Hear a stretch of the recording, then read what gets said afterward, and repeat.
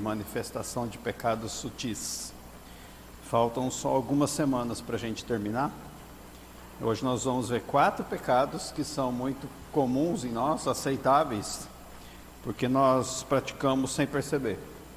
Vamos ler o texto de Efésios 5, a partir do 15. Trata da vida em comunidade. Tenham cuidado com a maneira como vocês vivem, que não seja como insensatos, mas como sábios, aproveitando ao máximo cada oportunidade, porque os dias são maus. Portanto, não sejam insensatos, mas procurem compreender qual é a vontade do Senhor. Não se embriaguem com vinho, que leva à libertinagem, mas deixem-se encher pelo Espírito, falando entre si com salmos, hinos e cânticos espirituais, cantando e louvando de coração ao Senhor, dando graças constantemente a Deus Pai por todas as coisas, em nome de nosso Senhor Jesus Cristo. Sujeitem-se uns aos outros por temor a Cristo. É a vida perfeita. Um textinho fala sobre a nossa vida comunitária. Ele dá algumas ordens. Claro que são ordens secundárias. A ordem primária, que faz parte do dogma nosso, da nossa confissão de fé básica, é nós estarmos crendo em Cristo, sendo a habitação do Espírito, em relacionamento com Ele, na cruz, ressuscitados no Evangelho. Isso é o básico. Se você está lá, isso aqui serve para você. E você tem que aplicar isso no Evangelho. Tenho dito sempre que nós precisamos reler a Bíblia toda no Evangelho. Nós, mortos para a carne e para o ego, e ressuscitados no Espírito, para a gente não praticar isso aqui. Senão você vai pegar esse texto e vai ler: tenham cuidado com a maneira como vocês vivem. Você vai avaliar a sua maneira e vai tentar adaptar a sua maneira na sua própria força, conforme o seu entendimento. Não é isso. Você vai ler: tenham cuidado com a maneira como vocês vivem. Estou vivendo na carne ou no Espírito? Essa é a pergunta. Não é se eu estou bom ou sou mau, se eu sou a maioria do tempo certo, a maioria do tempo errado. Não. Eu estou vivendo do meu jeito ou do jeito de Deus? Sou eu que estou vivendo ou é Cristo vivendo em mim? Então eu vou ler agora no Evangelho. Tenham cuidado com a maneira como vocês vivem em Cristo. Que não seja como insensatos, pessoas sem bom senso, mas como sábios, aproveitando ao máximo cada oportunidade. Se nós percebermos a ordem, no último versículo 21, ele resumiu: sujeitem-se uns aos outros por temor a Cristo. Não é por amor a Deus. Eu amo Deus, então eu vou me sujeitar ao próximo. Não, é por temor. É por respeito e por medo. Medo de se distanciar do Deus que habita no próximo. Medo de desagradar a Deus, que quer usar o próximo para te abençoar, seja com palavras agradáveis ou não, seja com confrontos, com ataques, com qualquer tipo de adversidade ou perseguição, ou com qualquer tipo de elogios ou bênçãos. Sujeitem-se uns aos outros. Nós não gostamos de nos colocar na posição de sujeitarmos-nos. Nós queremos que os outros se sujeitem a nós, mas nós não nos sujeitamos ao próximo. Nós queremos que a nossa ideia seja acatada, que a nossa vontade seja feita, que a nossa posição seja exaltada, que a nossa glória seja recebida. Tem 4 pecados que saem dessa posição egoísta. O primeiro deles é a inveja. O que é inveja? Inveja é uma percepção dolorosa, muitas vezes acompanhada de ressentimento ou mágoa, de que alguém está usufruindo algum privilégio. A pessoa tem o que eu não tenho, então eu tenho inveja. É uma percepção que dói, a pessoa ter e você não.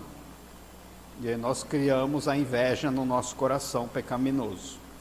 O problema é que essa inveja pode focar no objeto do privilégio e cobiçar aquilo, criando outro pecado, que é a cobiça. A pessoa tem um privilégio que eu não tenho. É esse privilégio e eu quero ele. E eu cobiço isso. E quando isso aumenta muito, nós passamos para outro pecado que a gente viu semana passada, retrasada, que é a ira, é o ressentimento. Eu fico com raiva da pessoa privilegiada por algo que ela tem e eu não. Olha o fluxo de pecado. Eu tenho inveja porque ela tem e eu não. Eu fico com cobiça do que ela tem e com raiva dela por ela ter. Só que a gente não inveja qualquer pessoa. Nós invejamos pessoas com as quais nós nos identificamos. E ela tem duas áreas de atuação. Primeiro, nós invejamos pessoas que nós identificamos e coisas que nós valorizamos. Eu não invejo o rei Salomão por ter 1000 mulheres. Alguém inveja? Seja sincero. Nem as mulheres queriam ter 1000 homens. Não dá conta nem de um, né? Então ninguém tem inveja dele, certo? Tem inveja do dinheiro dele? O mais rico de todos. Você não se identifica com a riqueza dele? Você não valoriza a riqueza dele? Então você não tem inveja disso. Geralmente a gente não tem inveja de músicos famosos, atletas vencedores, empresários de sucesso. Eles estão num outro patamar. Nós admiramos certas pessoas, mas não invejamos elas. Seus talentos, habilidades e talvez seus dons são muito diferentes dos nossos. Então a gente não tem motivo de inveja. Quem que a gente inveja? Com quem a gente se identifica em áreas que nós valorizamos. Por exemplo, jogador iniciante que está num time pequeno e quer chegar num time grande profissional. Ele vai invejar os jogadores daquele time grande? Não. Mas ele vai invejar talvez aquele colega seu do seu time, que é melhor do que ele, que é mais privilegiado pelo treinador. É aquele ali, pequenininho, que a inveja dele vai focar. Porque o cara se destaca e tem algo que ele não tem. Acontece a inveja quando os motivos das nossas semelhanças serem tantos que as pequenas diferenças se destacam. Nós somos iguais em tudo, mas você é bom nisso e eu não sou. Por causa disso eu tenho inveja de você. Porque no resto a gente é igual. Por que a gente não é igual em tudo? Uma vez eu vi um filme de guerra em que havia um conflito entre o comunismo e alguns personagens, e era o exército da Rússia. E um dos personagens principais defendia o comunismo, dizendo que são todos iguais, porque todos têm o mesmo salário, têm as mesmas posses. Acontece que os dois protagonistas, um deles que defendia isso, acabou tendo inveja do outro por um motivo só. Porque eles eram apaixonados pela mesma mulher, e a mulher se revelou apaixonada pelo outro. O comunismo não resolveu o problema da paixão. Aí ele percebeu que o comunismo não funciona porque a igualdade nunca vai existir. Porque sempre existem pessoas com mais e com menos em alguma área da vida do que as mesmas pessoas dos seus contextos. E são esses casos infinitos que servem de motivo para a nossa inveja. Nós invejamos qualquer coisa, qualquer porcaria que nós não temos. Sempre que nós nos comparamos com alguém numa situação melhor que a nossa, inveja vem para nos tentar. Talvez a gente nem queira aquilo que a pessoa tem. Eu não cobiço a mulher do meu amigo, mas eu sou solteiro. Eu não quero a mulher dele, mas eu sou solteiro e ele conseguiu casar. E aí vem a inveja por um motivo que não tem nada a ver com a pessoa. Nós os ressentimos, porque eles têm e nós não temos. E essa falha está na lista de pecados de Romanos 1:29, que diz: tornaram-se cheios de toda sorte de injustiça, maldade, ganância e depravação, e estão cheios de inveja, homicídio, rivalidades, engano e malícia. E continua a lista. A inveja parece tão comum e aceitável, mas olha onde que ela é colocada: depravação, maldade, homicídio, rivalidades, engano, malícia, inveja. E em Gálatas 5,19, nas obras da carne, que são manifestas: imoralidade sexual, impureza e libertinagem, idolatria e feitiçaria, ódio, discórdia, ciúmes, ira, egoísmo, dissensões, facções e inveja. Embriaguez: eu não bebo, mas é invejoso. Qual a diferença? Orgias: eu não participo, mas é invejoso. Qual a diferença? Coisas semelhantes: eu os advirto, como antes já os adverti, que os que praticam essas coisas não herdarão o reino de Deus. Então hoje é um assunto chato, pequeno, não tem tanta importância. É inveja. Pois está aqui, para você acordar e ouvir Deus falando que quem pratica essas coisas não herdarão o reino de Deus. Então, se você tem algum momento de inveja, cuide para não ter mais. E todos nós temos. A inveja, ela é muito parecida com outro pecado, que é o segundo da nossa lista de hoje, que é o ciúme. O ciúme não tem a ver com a pessoa privilegiada ou com o privilégio. Tem a ver com uma intolerância. O ciúme é uma intolerância da concorrência. Quando a pessoa mostra-se diferente de você, você pode ficar com inveja por ela ter um privilégio, e já logo em seguida, também junto, pode ter um ciúme, que é uma intolerância dela por ela ter mais do que você. E na competição sua com ela está acima de você, então ela é sua concorrente. E essa concorrência gera a rejeição intolerante, o ciúme. Tem um ciúme que é bom, do mesmo jeito que tem uma ira que é boa. O ciúme bom é o ciúme do zelo, e Deus tem esse zelo. O segundo mandamento lá de Êxodo 20, versículo 5, diz assim: não te prostrarás diante deles, nem lhes prestarás culto, porque eu, o Senhor teu Deus, sou Deus zeloso. A palavra aqui é a mesma para ciumento. Sou Deus ciumento, que castigo os filhos pelos pecados de seus pais até a 3ª e 4ª geração daqueles que me desprezam, mas trato com bondade até 1000 gerações aos que me amam e guardam os meus mandamentos. O segredo aqui está nessa palavra-chave: desprezam. Quem despreza a Deus é alvo do seu ciúme, do seu zelo. Quem é que despreza a Deus?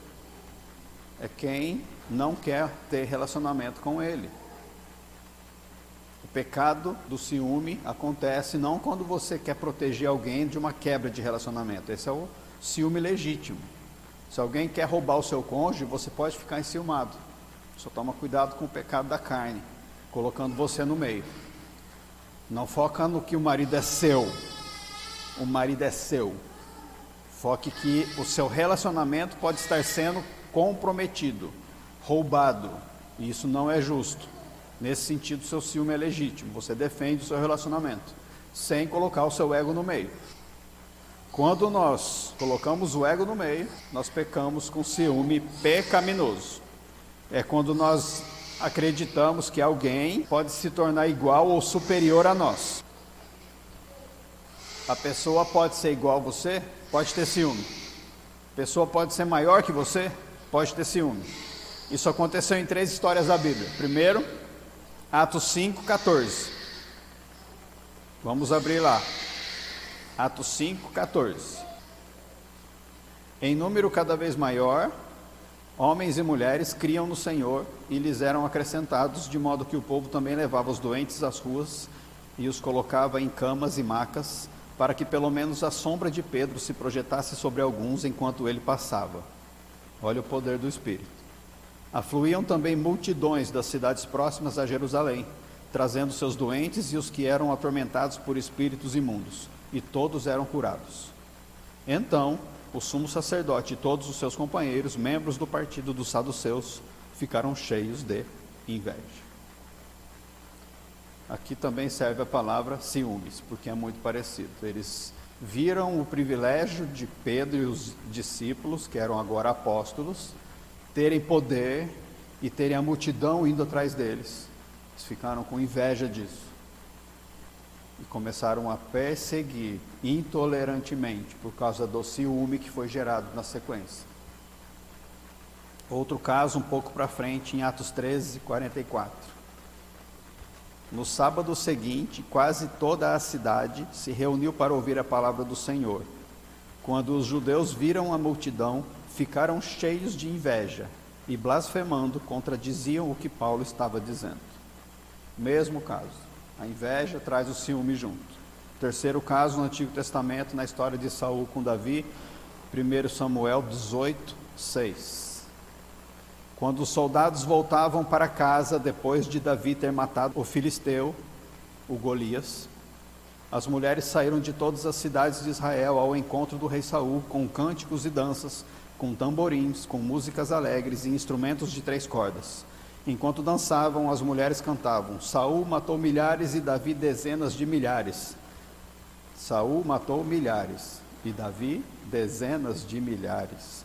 Saul ficou muito irritado com esse refrão e, aborrecido, disse: atribuíram a Davi dezenas de milhares, mas a mim apenas milhares.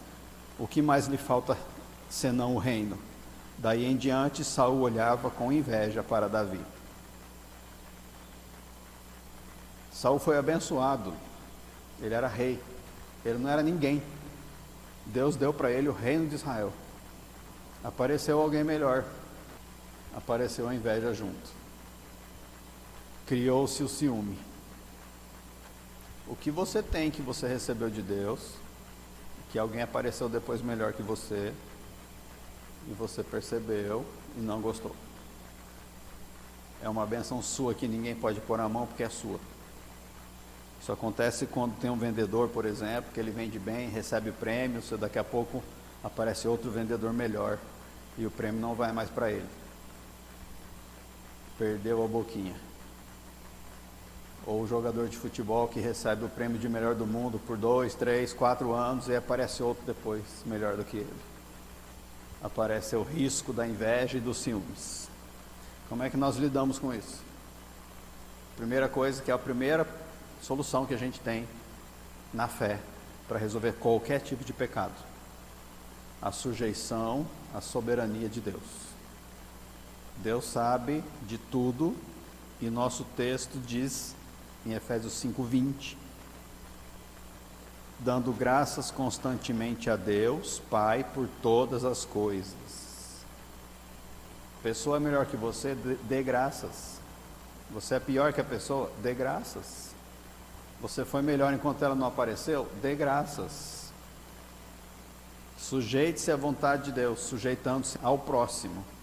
Nosso versículo seguinte, 21, sujeitem-se uns aos outros. Deus sabe o que faz. É Deus que concede talentos, habilidades e dons espirituais a cada um. E é Ele que determina o grau de cada um. O grau de habilidade, o grau de talento e o grau do dom de cada um. E também é Ele que determina a bênção que Ele vai dar para cada um conforme o grau de cada um. E às vezes o grau é pequeno, mas a bênção é grande. Às vezes o grau é grande, mas a bênção é pequena. É Ele que determina o que nós podemos fazer.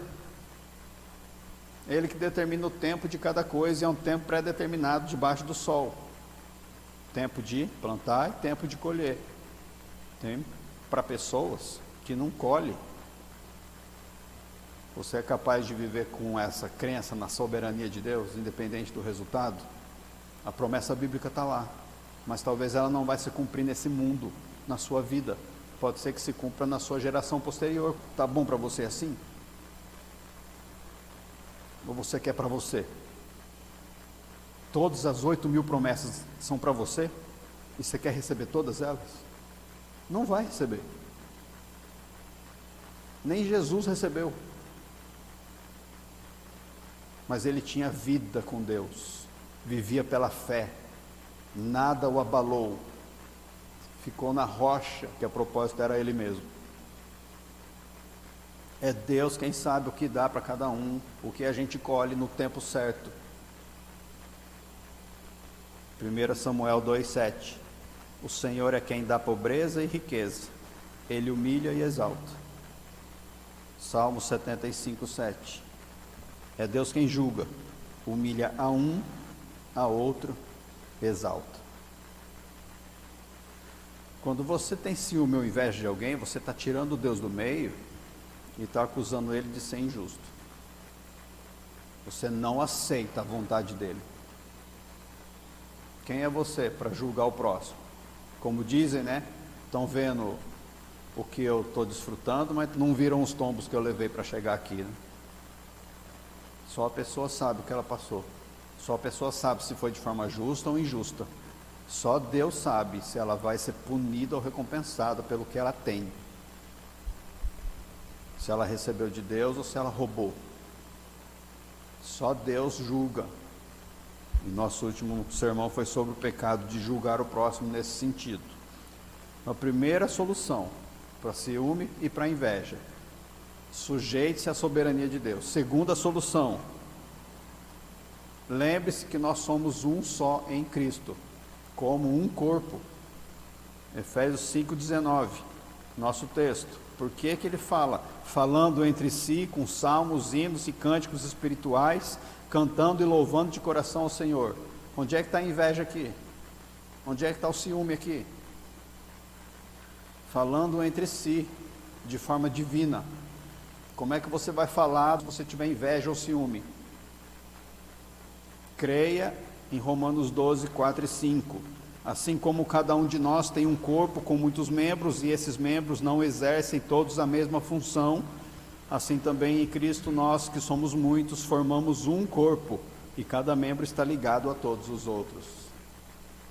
Tem gente que é o olho, e todo mundo olha para ele. Tem gente que é o calcanhar, ninguém olha. O calcanhar vai reclamar de ser o calcanhar agora? Ele é parte do corpo de Cristo. Ao invés de nós cairmos na inveja e no ciúme por qualquer pessoa, por qualquer motivo que seja, lembre-se que vocês são partes do mesmo corpo. Isso para falar de irmãos na fé. Imagina o restante que nem parte do corpo é. Tem que ter piedade, clamar por misericórdia para essas pessoas que não têm o que você tem de básico, que é a única coisa que precisa nessa vida, que é a vida espiritual nelas. O Espírito Santo habitando, a identidade nova, estando em Cristo, sendo salvas, tendo um lugar no reino, tendo a fé para viver, com a esperança da eternidade, na comunhão plena com Deus. Elas não têm. Vai invejar elas pelo quê? Pelas coisas materiais, pelas famílias grandes, pelo conforto que elas têm, pelo sucesso empresarial, pelos talentos humanos. Está com o foco errado.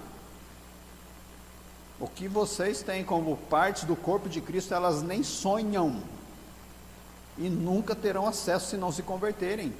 Não tem motivo para inveja e ciúmes. E dentro do corpo de Cristo não tem lugar para isso se nós tivermos a perspectiva certa de quem nós somos, membros do mesmo corpo. Com isso, ao invés de dar espaço para a inveja e para o ciúme, vamos dar honra para o próximo. Honra. Romanos 12, 10. Dediquem-se uns aos outros com amor fraternal. Prefiram dar honra aos outros mais do que a si próprios. Meu, o cara é bom.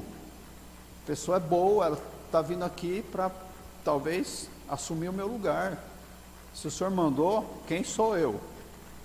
Ela vai servir ele? Ótimo. E eu vou fazer o quê? Vou buscar a Deus, porque talvez eu esteja buscando pouco, eu preciso buscar para saber onde que eu vou a partir de agora. Ou vai entrar numa competitividade, que nós vamos falar daqui a pouco, que é a consequência disso tudo. Aplauda as pessoas, dê honra às pessoas, porque elas não têm só as coisas que você não tem de boas, com certeza ela tem coisas erradas que você não tem também, e aí não é motivo de aplaudir, é motivo de corrigir. E Deus quer usar vocês para se entristecer com os erros do próximo, para mudar esses erros, mas também quer usar vocês para se alegrar com as vitórias e bênçãos do próximo, para agradecer a ele. A inveja esquece de tudo isso e foca na pessoa, se volta contra, e o ciúme persegue, porque está competindo. Terceiro motivo para você desenvolver a sua fé, para lutar contra: Lembrando do primeiro, crer na soberania de Deus. Segundo, somos parte do mesmo corpo. Terceiro, tenha consciência de que você pode perder o trabalho de vista. É isso que diz o nosso texto de Efésios 5,15. Tenham cuidado com a maneira como vocês vivem, que não seja como insensatos, focando na inveja e no ciúme, mas como sábios, porque se vocês forem insensatos, vocês não aproveitarão ao máximo cada oportunidade.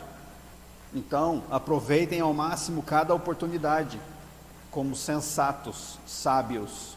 Se você tiver inveja ou ciúme, você vai parar de ver as oportunidades, você vai estar focando na pessoa e vai estar esquecendo do que Deus tem para você fazer. Deixa a pessoa com ela se entende com Deus e Deus com ela. Vai você avançar no seu trabalho para Deus. Não tem diferença entre um goleiro bom, um dos melhores do país, que não é escalado para a seleção brasileira, daquele que foi escalado como segundo reserva, daquele que foi escalado como primeiro reserva, daquele que foi escalado como titular. Para a seleção brasileira faz diferença. Para o reino de Deus não tem isso. Somos todos escalados para sermos titulares, cada um no seu papel. Onde você tem contexto, onde você vive, as pessoas que você conhece, ninguém mais vai. É seu lugar no mundo, e é ali que Deus te escalou. Cuide do seu lugar no mundo e pare de ter inveja e ciúme dos outros. Deus tem um plano para você, um projeto, um propósito para você. E nesse processo Ele vai te transformar, para te usar. Mesmo que você não receba aplauso de ninguém. Se você focar em alguém, você sai da sua posição de servo de prontidão. Pai, eis-me aqui, usa-me, mas agora não, que eu estou focando ali no bendito. Daqui a pouco, Pai. Que isso, soldadinho michuruca. Eu não vou trabalhar para o Senhor não, porque o Senhor deu uma bazuca para ele, eu estou com uma faca na mão. Eu não vou fazer nada com essa faca não. Soldadinho michuruca. Ele quer que você seja bom na faca. Pega a faca e avança, ué. Tira os olhos do reino para focar no ego, focando na pessoa e julgando, criando ciúme e inveja. Deixa de buscar a glória de Deus para buscar a sua própria. Isso gera o terceiro problema de hoje: competitividade. Nós somos competitivos. A competitividade é a manifestação do orgulho, que quer sempre vencer e sempre ser o melhor. Aí eu sou competitivo. Isso é visível logo nas crianças. Põe duas crianças para brincar de um jogo, para ver se aqui vai perder, não vai reclamar. Brinca você com uma criança e vence ela toda vez para ver a reação dela. Vai ficar de mal de você. Aí, para não cair nisso, você cai no outro lado do exagero, caindo no desequilíbrio inverso, deixando a pessoa ganhar sempre. Aí você desenvolve nela outro pecado, que é da soberba, que ela é boa e ela ganha até do papai e mamãe. Competitividade humana é orgulhosa, ela quer sempre vencer, e a gente treina as nossas crianças para serem competitivos. A gente coloca eles em esportes, faz eles estudarem para serem os melhores da sala, colocam elas bem vestidas para ser mais bonitas do que as outras crianças. Adultos têm competitividade quando seus filhos não vencem nos esportes, ou quando seus times mesmos perdem. Competitividade orgulhosa é a vontade de vencer à custa do próximo.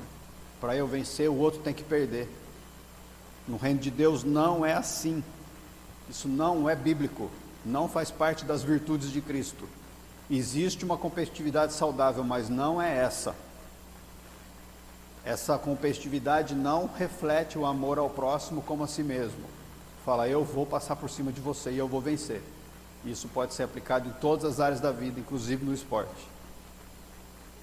Só que nós não podemos muito falar disso, porque é uma verdade sagrada do nosso meio. A gente transforma tudo em competitividade.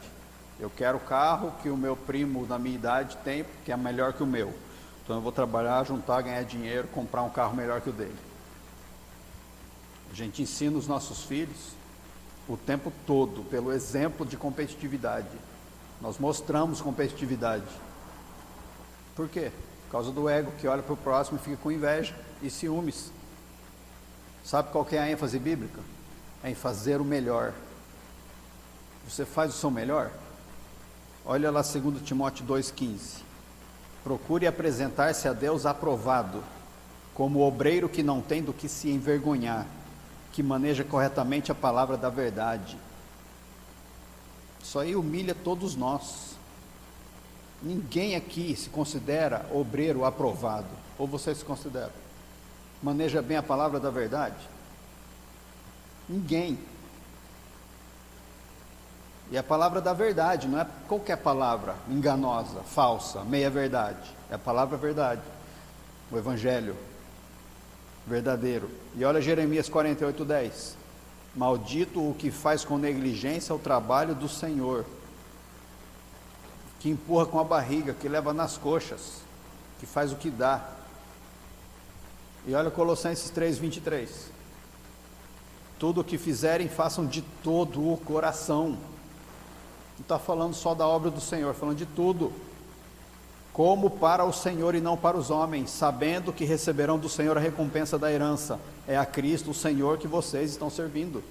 Tudo é para ser de todo o coração, para dar o seu melhor, o máximo, dar tudo de si, pôr sangue nos olhos e caminhar para frente, avançando, tudo de si. Ah, mas eu estou cansado, agora eu preciso de 1 hora na televisão. Vai? Não estou falando que é errado, só toma cuidado com o desequilíbrio. Agora preciso descansar, agora tenho que dormir, agora preciso trabalhar, tem conta para pagar. Não deixa desequilibrar. Mesmo que o seu melhor seja pior que o melhor do próximo. Não tem competição. Vai chegar na glória, nós receberemos a herança se nós cumprirmos esse texto. Façam tudo de todo o coração, como para o Senhor. É essa a ordem. Não está escrito, façam de todo o coração, como para o Senhor, sendo melhor que o seu próximo. Não tem comparação. Deus deu coisas para você que Ele não deu para o próximo e vice-versa. Ele não compara. Ele compara o que Ele deu para você com o que você faz com isso. Os talentos. A um Ele deu 5, a um outro Ele deu 1. Ao que deu 1, enterrou o talento. Foi criticado pelo 1 que ele enterrou. Não importa, você tem talento e não pode enterrar. Avança sem competição, sem inveja e sem ciúme, mesmo que não tenha reconhecimento público. Sua motivação não pode ser o próximo, nem a sua competição e nem a sua motivação por reconhecimento. Tem que ser o Senhor, a glória do Senhor, o trabalho que Ele te deu para fazer. É para cuidar de filho? Cuida. É para cuidar de negócio? Cuida. É para cuidar de alguém? Cuida. É para cuidar da igreja no meio disso tudo? É.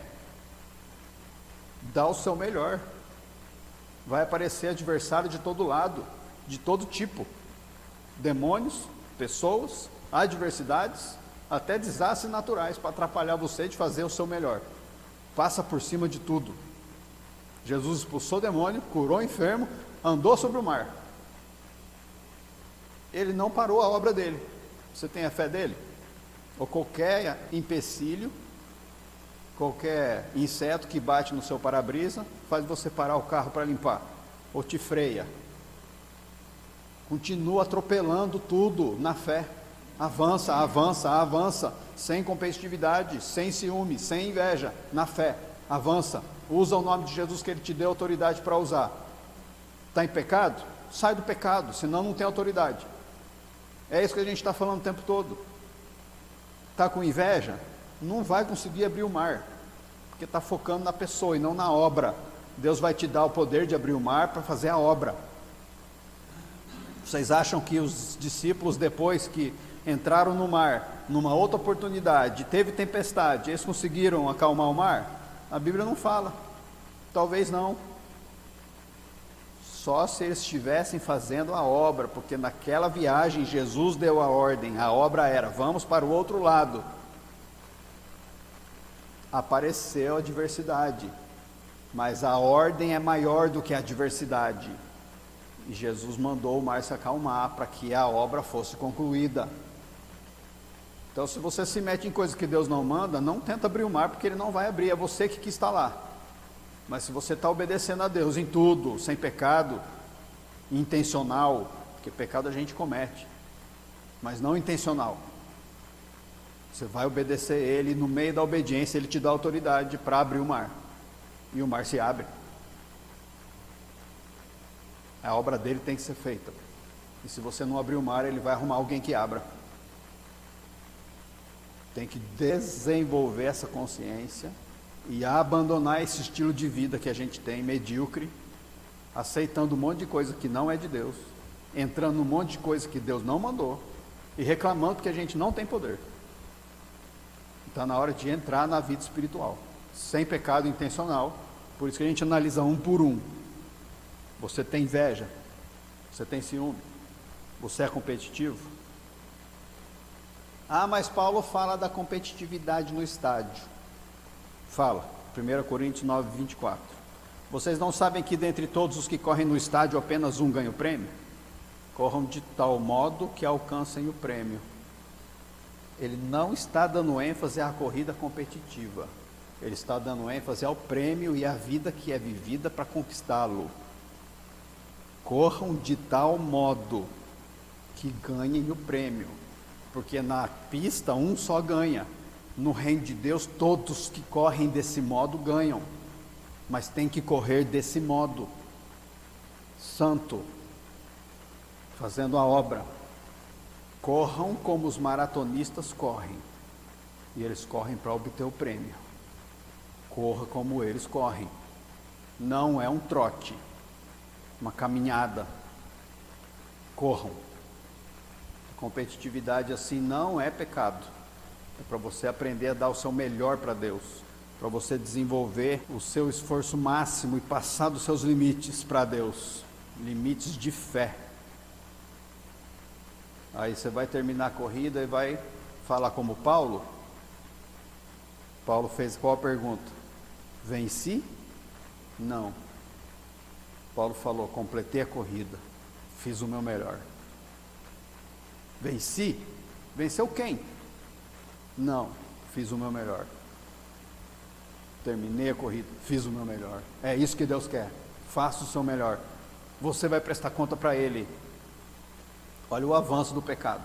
Primeiro a gente fica com inveja de alguém que é mais bem sucedido que a gente, e tem um privilégio que a gente não tem, em algo que nós valorizamos. Daí esse pecado cresce e vira um ciúme. Nós ficamos com ciúme da pessoa que concorre com a gente, quer tirar o que é nosso, como se algo fosse nosso. Não satisfeitos, a gente ainda quer competir com eles, para ser os melhores e para vencê-los. Ego, ego, ego, egoísta, quer tudo para si, quer o que ele tem que você não tem, quer que ele saia do caminho para você ter e ser o único, e quer vencer ele sendo superior. Egão, se colocando em cima do outro, sendo que o outro está ali porque Deus colocou ele. Aí você não consegue, você luta e não consegue, porque a pessoa está lá, ela é melhor que você, ela vai te vencer e acabou, por mais que você se esforce. E aí você faz o quê? Cai no quarto pecado, que é o do controle. Você começa a querer controlar as pessoas para fazerem a sua vontade, para que seja tudo do seu jeito. Isso cai na rivalidade da competição, é no nível máximo quando você começa a controlar tudo e todos, para se dar bem, para conseguir o que você quer. Pecado, os casais entram em atrito porque um quer controlar ou os dois querem controlar, dá briga. Enquanto nenhum devia querer controlar, as duas personalidades fortes tinham que ser crucificadas para um servir o outro e não um controlar o outro. Fica tendo crise de controle. Tem que ser do meu jeito, na minha hora eu sei mais. Baixa a bola. Dê mais honra para o próximo. Ah, mas ele não tem bom senso. Ensine-o. Você tem bom senso em tudo na vida? Nossa, você é Cristo. Então abaixa a bola e perceba a fraqueza mútua e cresçam juntos. É para isso que serve a igreja, de sujeitar-se uns aos outros, porque todos temos falhas em muitas áreas diferentes, ou as mesmas. E nós precisamos uns dos outros, em sujeição mútua, sem querer controlar ninguém. Você quer me controlar? Parece que é muito semelhante isso com o que a gente aprende no Sermão do Monte, né? Se alguém te chama para caminhar 1 milha, caminhe 2. Mas a pessoa vai me controlar. Não, ela não está me controlando. Eu estou indo de bom grado. E se ela for controladora, eu vou confrontar o controle dela, para ela parar de ser. Pessoas cheias de vontades, que querem fazer tudo do seu jeito, controla tudo que se metem. Quer controlar a casa, o casamento, os filhos, a família, aí quer controlar os eventos, os churrascos. Não, eu que vou para a churrasqueira, eu que vou servir, então aí todo mundo me elogiar pelo que eu sei fazer, vou me exibir, vou ser bom, deixou no controle. Ou então quer controlar a igreja, eu mando e desmando, se não está fazendo o que eu quero, está errado. Aí entra no ministério, quer controlar o ministério, porque sabe o que é melhor, a minha vontade que tem que ser feita. E entra num grupo que não é de igreja, quer controlar o grupo, aí vai crescendo, atropelando. Sabe quem faz isso? Psicopata. Vai atropelando todo mundo, esquecendo todo mundo, para crescer na hierarquia, para poder controlar. O narcisista, que se ama sua opinião, seu status, seu poder, sua posição, até controlar relacionamentos completamente, e a pessoa sempre ceder, e ele sempre conseguir que a sua vontade seja feita. Isso pode começar com inveja. E se a pessoa mesmo assim não consegue, ele fica zangado, porque a sua decisão é questionada. Seus desejos não são atendidos e satisfeitos imediatamente. A pessoa fica brava, o controlador fica bravo, e aí ele recorre ao último recurso, a manipulação. Ele não quer só controlar, ele começa a manipular. Por exemplo, o marido chega em casa um dia e vê que o jantar não está pronto. Aí ele fala para a esposa: por que o jantar nunca fica pronto na hora? Sendo que fica pronto na hora, só não ficou aquele dia. Para que fala isso? Para manipular a pessoa, para nunca mais acontecer o que ele não quer que aconteça, é o jantar não estar pronto na hora que ele chega. Ou a mulher controladora e manipuladora chega para a pessoa, o marido, e fala: você é igualzinho seu pai, porque o pai não fazia as vontades dela. Está manipulando o cara, focando no relacionamento dele com o pai, para ele não ser igual, porque ela não aceita que a sua vontade não seja feita. Ou o músico controlador do grupo de música, que não tem a sua vontade feita, porque o líder de louvor não segue a sua vontade, ele começa a denegrir a imagem do líder, manipulando a situação, manipulando o próximo, para tirar a pessoa do caminho, para ele crescer e ter a sua vontade feita. Manipulação. Nós usamos a língua podre para isso, fruto do egoísmo. E o manipulador sofre, o controlador sofre, porque ele não percebe que ele é assim. Qual que é a solução? Primeiro, clama a Deus, para Ele revelar se você tem esses pecados, qualquer um dos 4: inveja, ciúme, competitividade e controle. Ora e pede para Deus te mostrar. Às vezes você está cego e não vê. Sabe o que você faz? Segunda solução: peça para alguém que está perto de você te avaliar. Sujeite-se à avaliação de alguém. Sujeite-se uns aos outros. Se vocês me virem aqui sendo invejoso, ciumento, controlador ou competitivo, fala para mim. Pode ser que dispare algum gatilho que eu não perceba, que ataca a minha carne em algo que eu valorizo, e eu manifesto a inveja, o ciúme, a competição ou o controle, sem eu perceber, mas vocês percebem. Faz isso, se coloque debaixo da avaliação de alguém. Peça para alguém ser bem honesto com você. E se você é controlador, talvez a pessoa vai ter medo de falar, por causa do seu histórico passado de ser agressivo, zangado, não aceitar, contra-atacar, usar as palavras dela contra ela. Você tem que ser bem sincero e humilde na conversa e no pedido. Fala: seguinte, Deus falou comigo e eu percebi que eu posso ter esse pecado, preciso da sua ajuda. Eu tenho. Pode ser sincero, eu vou ouvir. Em vez de se defender, de contra-atacar, de usar as palavras da pessoa contra ela mesma, haja com sabedoria. Aceite o que você ouvir, medite sobre o que você ouvir e peça ajuda ao Espírito Santo. Encara qualquer um desses pecados, ou todos eles, e não continue atravessando a vida acalentando eles no coração. Abandona-os. Não precisa ser sempre o melhor, nem estar sempre em primeiro. Não força a barra. Para terminar, vamos ler 1 Pedro 5,5. Da mesma forma, jovens, sujeitem-se aos mais velhos. Sejam todos humildes uns para com os outros, porque Deus se opõe aos orgulhosos, mas concede graça aos humildes.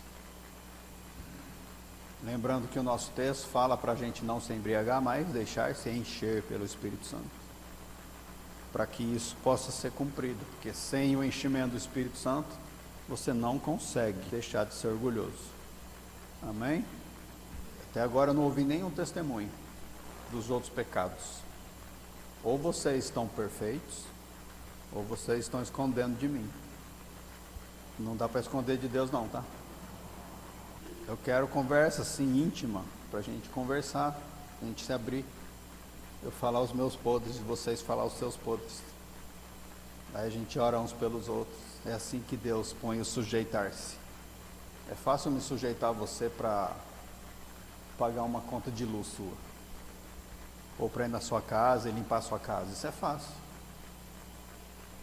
Quero ver eu me sujeitar a você quando o pecado está no meio, quando eu preciso me expor e você também, para a gente chorar junto por causa da nossa falha diante do Senhor, como um só corpo de Cristo.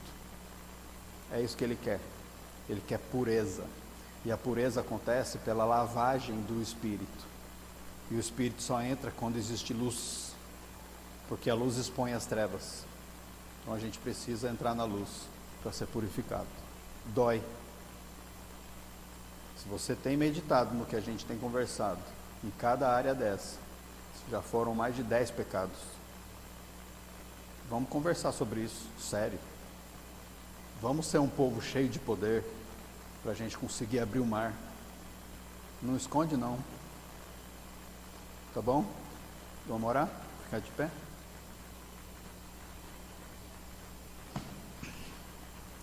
Pai, mais uma vez nós te agradecemos e nós te louvamos porque a sua palavra ela é a verdade, é a luz para o nosso caminho e lâmpada para os nossos pés.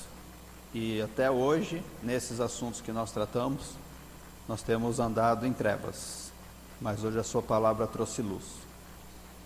E nós nos submetemos a ela, querendo nos sujeitar ao seu Espírito, nos colocando em sujeição ao nosso próximo, como a sua palavra ordena. É muito difícil, Pai, nos colocarmos em sujeição ao próximo, que também é pecador, e muitas vezes peca mais do que nós em muitas áreas, mas o próprio fato de nós olharmos com julgamento condenatório já mostra que nós somos piores do que o próximo, por mais que ele erre. Por isso que a gente está nesse tratamento intenso da nossa carne todas as semanas.